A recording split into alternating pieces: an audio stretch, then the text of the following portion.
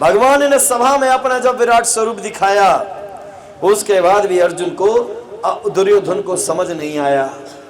इतने में आकर शकुनी कान में बोलता, क्या कर रहा है भांजे, सुदर्शन चक्र निकाल देगा, अभी काम खराब हो जाएगा, थोड़ा चाल से काम ले।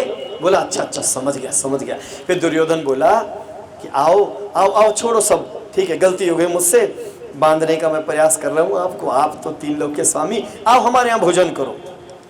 बोले तुम्हारे यहाँ भोजन नहीं करेंगे, असल में आज हमारा निमंत्रण कहीं और है। बोले कहाँ निमंत्रण है? विदुर जी के यहाँ। दुर्योधन हंस पड़ा, विदुर को तो मैंने सभा से निकाल दिया, उसके खुद के खाने को नहीं है, आपको क्या खिलाएगा माधव?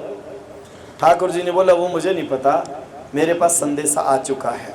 उसी सभा में विदुर जी बैठे हुए थे, सभा में नहीं, जो पब्लिक होती है ना, पब्लिक में बन के आए थे। अब तो वैल्यू खत्म, क्योंकि उनको पद से निकाल दिया गया था।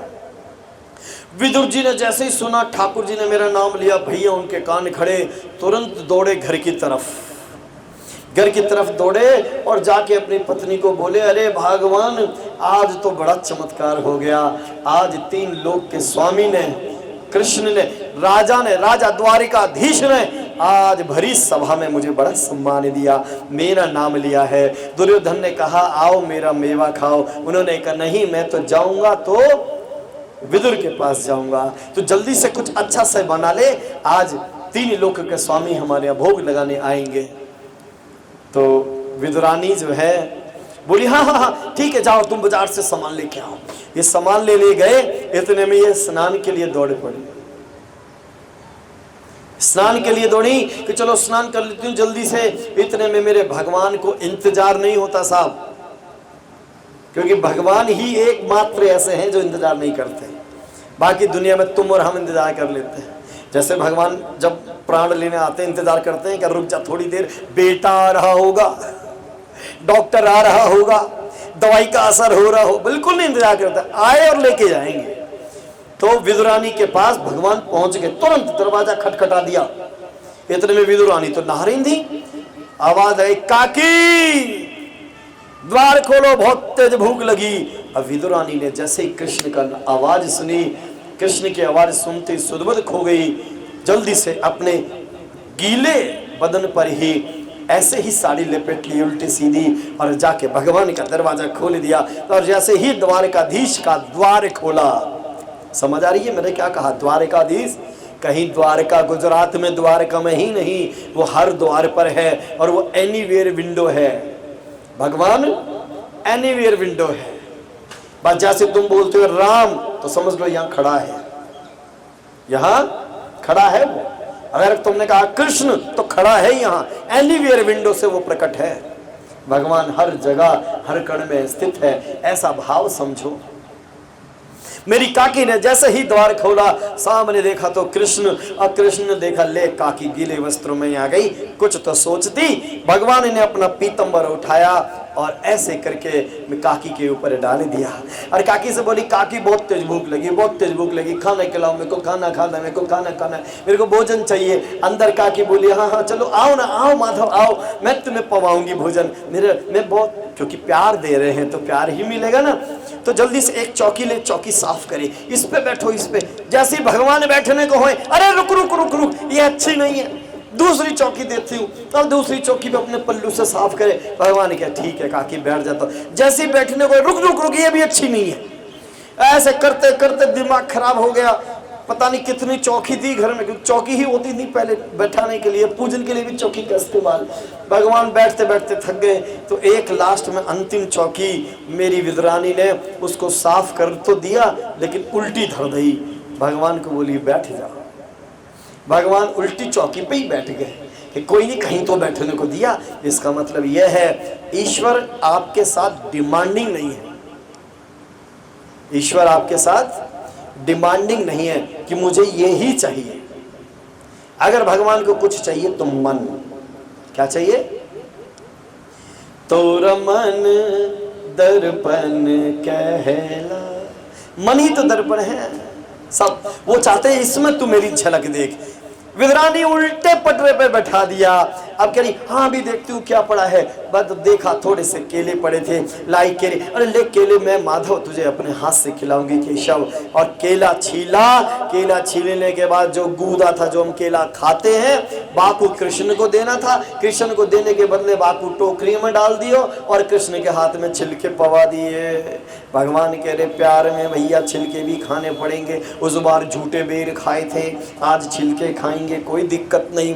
भगवान छिलके पाए जा रहे हैं और वो बार बार छील छील के भगवान को छिलके दिए जा रहे हैं, एकदम प्रेमानंद और कुछ नहीं। आंखों में अश्रु काकी के कि मेरी किस्मत कितनी अच्छी है।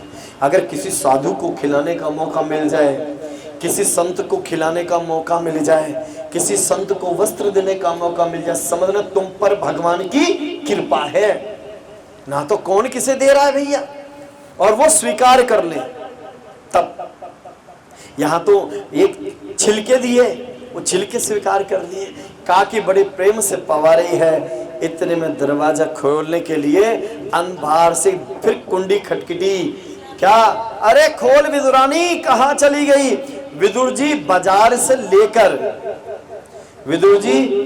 से लड्डू लेकर आए हैं मेवा के भाई साहब। और जब भगवान केले के छिलके पा रहे हैं, इतने में विदुर जी अंदर घर में घुस गए और बोले अरे वो आता होगा, हाँ देख मैं कितना सारा सामान लाया हूं उसको खिलाने के लिए, वो आता होगा। पागलों की तरह कमरे में वो कह रही है अरे वो दूसरे कमरे में बैठा आ चुका है, अंदर आके तो देखो। विदुर जी आए, अंदर आके देखे तो भगवान बड़े आंसुओं के साथ, प्रेम के आंसुओं के साथ छिलके पा रहे हैं। बोले हे विदुरानी क्या करा तूने? 3 लोक के स्वामी को तू छिलके पवा रही है, क्या पाप कर रही है? भगवान के हाथों से छिलके छीन लिए विदुर जी ने। अरे भैया आप क्या कर रहे हैं? आप नहीं बोल सकते थे कि छिलका पवा रही है? भगवान कुछ नहीं बोले, से विदुर जी को प्रेम से देखा। विदुर जी ने अपनी टोकरी में से एक लड्डू निकाला, मेवा से बना हुआ, भगवान के हाथ में दिया, भगवान इसे पाओ। भगवान ने लिया और जैसे ही मुख में पाया तो विदुर ने एक बात पूछी, भगवान ये बताओ कि कैसा लगा लड्डू? मैं बड़े मन से लाया हूँ। तो भगवान ने पता है क्या बोला? भगवान ने बोला लाए तो बड़े मन से हो, लेकिन एक बात कहूँ विदुरानी के काकी के छिलकों से ज्यादा टेस्ट तुम्हारे इस मेवे के लड्डू में नहीं है। कि प्रेम के बस भगवान क्या करते हैं? अर्जुन रथ क्यों भूल गए ठकुराई, सबसे ऊंची प्रेम सगा।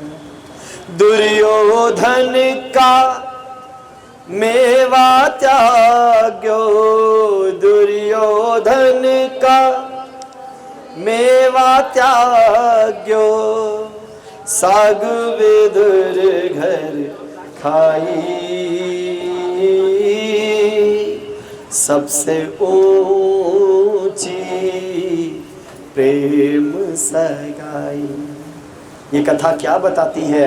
ये कथा हमें ये बताती है भगवान को कुछ नहीं चाहिए, अगर कुछ चाहिए तो एकमात्र प्रेम चाहिए, इसके अलावा कुछ नहीं।